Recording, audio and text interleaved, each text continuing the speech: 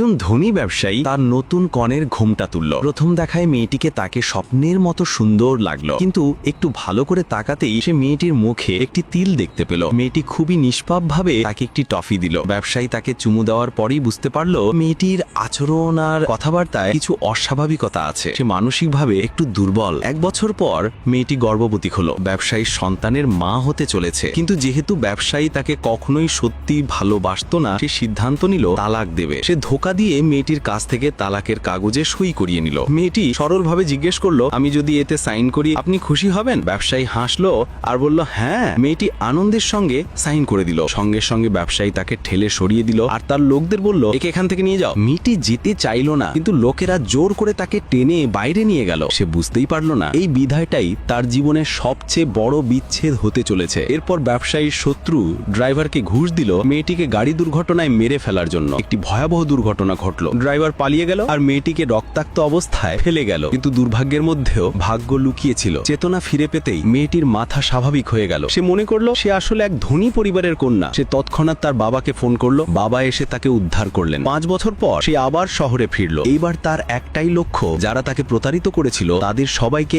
একে একে শিক্ষা দেওয়া। তার প্রতিশোধের আগুন এখন শুরু হতে চলেছে।